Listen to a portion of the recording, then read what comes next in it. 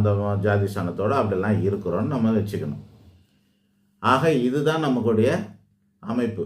இதில் இருந்து தான் நம்ம எடுக்கணும். சில பேர் சமூகத்துக்கு பயப்படுவாங்க, சில பேர் சட்டத்துக்கு பயப்படுவாங்க. வெகு சிலர் அல்லது லட்சத்தில் ஒருத்தன் தான் தர்மத்துக்கு பயப்படுவான், கடவுளுக்கு பயப்படுவான். கடவுளுக்கு பயப்படுறவன் எவனுமே தப்பு பண்ண மாட்டான். இருட்டில் இருந்தாலும் சரி, வெளிச்சத்தில் இருந்தாலும் சரி, உள்ளூரில் இருந்தாலும் சரி, வெளியூரில் இருந்தாலும் சரி, பூட்டிய அறைக்குள்ளே இருந்தாலும் சரி, வெட்ட வெளியில் இருந்தாலும் சரி, எங்கே ஒருத்தன் தர்மத்தை மீறினாலும் அந்த ஆண்டவனுக்கு தெரியும். அதுதான் பேஸ். அதில் இருந்து தான் நம்ம எல்லாமே அதுக்கு தான் அதை மீறாமல் வாழற வாழ்க்கைக்கு பேர் தர்மவான்னு பேர். அதை மீறாமல் வாழறவனுக்கு என்ன பேர்? தர்மவான்னு பேர். சட்டத்தெல்லாம் ஏமாத்திடலாங்க.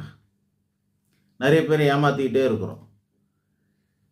சாதாரணமாக ஹெல்மெட் போடாதுலேருந்து, நம்மளுடைய டூ வீலருக்கு இன்சூரன்ஸ் போடாததுலேருந்து சட்டத்தை ஏமாற்றிக்கிட்டே தான் இருக்கிறோம். நம்ம பெருசாக ஐடி ரைடு வரைக்கும், இடி ரைடு வரைக்கும்லாம் நம்ம போக வேண்டாம்.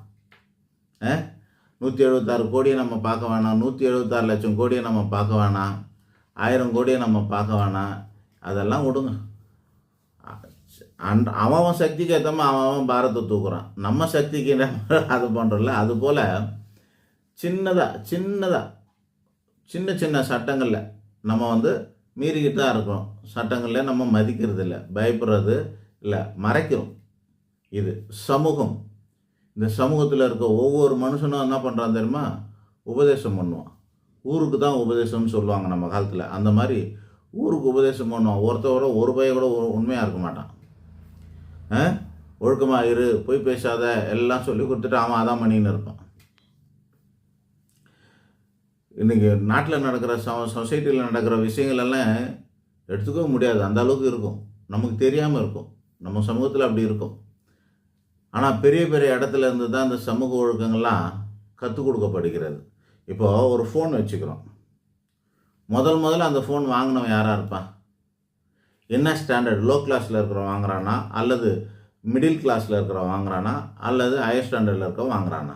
ஹையர் ஸ்டாண்டர்டில் இருக்கவன். அவ்வளோதான். நிலாவுக்கு போகிறாங்க. நம்ம ஊரில் இருந்து, நம்மளோட குப்பத்தில் இருந்து, சேரிலேருந்து யாராவது நிலாவுக்கு போகிறாங்களா? எவன் போகிறான்? முதல்ல எவன்லாம் பணம் கட்டி வச்சுக்கிறான்? மல்டி மில்லியனர் தான் பணம் கட்டி வச்சுருக்கிறான். கரெக்டாக? அப்புறம் அது என்ன ஆகுதுன்னா, அடுத்த இடத்துக்கு கடைசியில் இருக்கிற மட்டத்தில் இருக்கிறவன் வரைக்கும் சேருது. இப்போ ஃபோன் எல்லோரும் யூஸ் பண்ணுறாங்களா இல்லையா? நீங்கள் ரீல்ஸ் பாருங்கள். குடிசை கூட